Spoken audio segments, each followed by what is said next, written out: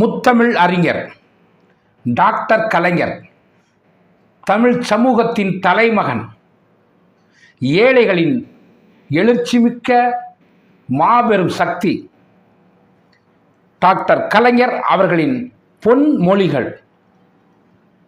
பழி உணர்வு மட்டுமே வாழ்க்கை என கொண்டவர்கள் பகைவர் முயற்சி இல்லாமல் தமக்குத்தாமே குழி வெட்டி கொள்வார்கள். அதிருப்தியாளர்கள் வளர வளர அவர்களின் மத்தியிலே அவர்களை நடத்தி செல்லும் தலைவன் ஒருவன் தோன்றிவிடுவான். உண்மையை மறைக்க முனைவது விதையை பூமிக்குள் மறைப்பது போலத்தான்.